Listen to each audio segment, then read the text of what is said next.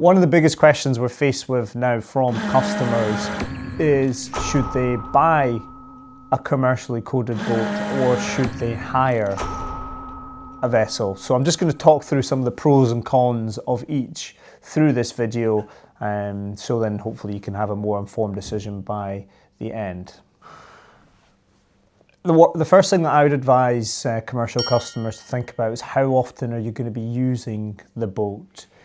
If it's for the occasional job, maybe once a quarter or a few days there, maybe a weekend here, a week there, then you might want to think along the hiring line. Whereas if it's for frequent use, you've got like 6 to 9 month projects at a time, then buying can really stack up. So you kind of have to look at this boat as a tool and how often are you going to use that tool.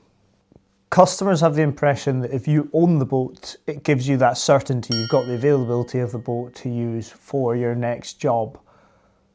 But there's quite a lot of risks involved in owning your own boat. And I see this all the time when we're speaking to universities, we're speaking to construction companies, survey companies. Without sounding patronising, they're not the experts at looking after boats. It's not like a car that you get MOT'd once a year and it's going to be fine, and if there's a funny noise you can get that repaired. You're going to be using these boats in corrosive environments, so you might be dipping the boat and the trailer into the sea. Have you flushed the engine out after the end of that job? Have you washed down your wheel bearings?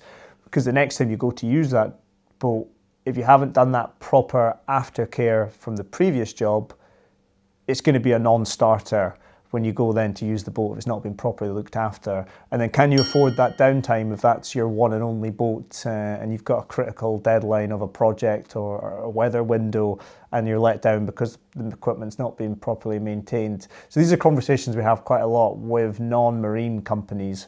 Whereas if you were hiring a boat, for example, Caley Marina, we've got a Pioneer multi-hire fleet. We've always got a spare boat, and if we don't, we can soon get one. So if there was an issue with your hire vessel, then we would just quickly swap it out. But there shouldn't be problems with your hire vessels because they are properly maintained by our Yamaha trained technicians, and we've got a full checklist before the boat goes out and when the boat comes back in. So they shouldn't miss a beat, these boats. Whereas if you own the boat yourself, are these checks being done? Do you have the capability? Do you have the experience? Do you have the knowledge? Do you have the infrastructure? And for a lot of non-marine companies, a lot of those answers are no. As a commercial company, buying a boat is not as simple as it once was. Since January 2024, we've got the new Workboat 3 code, which has just added a huge layer of complexity onto small workboats in terms of what equipment, what paperwork, what data you require with each boat. So gone are the days where you can just buy a boat, add a couple of life rings and some flares, and then off you go. It's a lot more complicated than that, which is again why a lot of customers are looking down the hire route. One of the main considerations when thinking whether to buy a coded workboat or hire one is cash flow. So you're not going to pick up a coded workboat for less than £60,000 plus VAT. Maybe you'll get a second-hand one, but then there's question marks about whether you're going to be able to get that second-hand boat up to standard. So you've got a 60 grand hit to begin with. And then how do you price your equipment into each job? Because you've got maintenance, you've got servicing, you've got insurance, you've got depreciation. Like in 4 or 5 years' time, how do you cost that into your job? It's a little bit more complicated, whereas if you're hiring a boat, say you've got a 3-week contract and it's going to cost X on Caley Marina, you just add the cost of the boat onto your contract costs. So it makes each job a lot more straightforward to price, in my opinion. Hello, James Hogan here from Caley Marina, bringing you the best tips and tools to help build the right Pioneer boat for you. On this channel we do Pioneer boat reviews and engine reviews, so you should consider subscribing. If there's a video you'd like to see from us in the future, please feel free to comment below. When looking at buying or hiring, you've got sort of a responsibilities and hassle element that you need to look into. If you own the boat, it becomes your responsibility to maintain the boat, to insure the boat, to service the boat, and if there's downtime, again, something's broken, that's on you. Whereas if you hire a boat, you don't have to worry about anything like that. It's more hassle-free than owning the vessel. You just turn up, do your job, don't worry about downtime, don't worry about servicing, nothing like that. Try not to damage the boat as best you can, but it just seems like a more hassle-free option than having an asset that can be quite difficult to control at times. For many commercial customers, staying on top of coding and compliance can be a bit of a headache if you own the boat. I know I'm heavily involved in the specifications for our own coded workboat fleet, and the list of equipment and modifications required are humongous, and that's working very closely with a MECAL approved surveyor, and MECAL obviously work very closely with the MCA to make sure that their rules are governed. And we're a professional marine company, so if you haven't got that sort of industry knowledge, it can be quite tricky to stay on top of that compliance.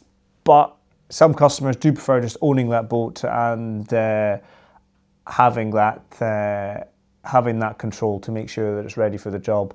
But if you do hire, you've got that peace of mind that it is set up, it's in compliance, and your employees will be safe when using the boat.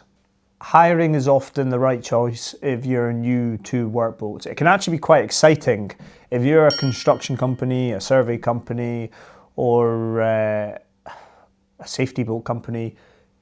There's endless opportunities in the UK. Because we're an island, there's always coastal activity happening, coastal developments. So if you want to give it a go, you can get your staff suitably trained on how to use a small workboat. We would hire it to you, so you know you've got a boat ready to go. It's made from the polyethylene hull, so it's impact resistant. So you're not going to get an easier fit for your company to try and grow and take on some new work. However, if you're used to dealing with coastal projects and you need boats all the time, you definitely look at buying a boat, because then the rental costs would probably be out of control for the projects that you're taking on. So it's kind of that balance of maybe if you're a newbie to marine projects, you look at hiring, whereas if you're well experienced and you've got a lot of work in that field, then owning a boat would make sense. There's often a tipping point with customers in terms of when they hire or they buy.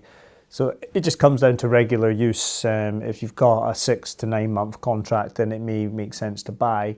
The important point to mention about buying a coded workboat, especially a Pioneer Multi, because they're so sought after second hand, you might have a 60 grand capital outlay, but in a few years' time, it's still going to have a good residual sell-on value, and they're in demand up and down the country all the time. Our brokerage, that's one of the most popular questions we get asked is, do you have any second-hand Pioneer Multis? So you've kind of got that peace of mind that if you do commit to buying an asset, you don't need to worry too much, because you can sell second-hand relatively easy. So if cash flow is not a problem, then, and you're hiring a lot, you'd probably look at buying a boat. But you also don't want to commit too early and just buy a fully kitted out workboat, 60 grand cash flow issue, when you only need it for one project. So hiring might seem expensive and kind of wasted money, but if you cost that properly in your project, you don't have to worry about the depreciation, the maintenance, insurance, storage after the job, then it still can make sense to hire. So I would encourage you to just pick up the phone and have a chat with us, say these are our projects, these are what we need, this is availability. I've got a project starting in 2 weeks, so there's no way we can get that boat ready in 2 weeks' time for purchase, so it might be that you have to hire until we get a boat together. So speak to us and we would advise you as best as we could, is what I'd recommend.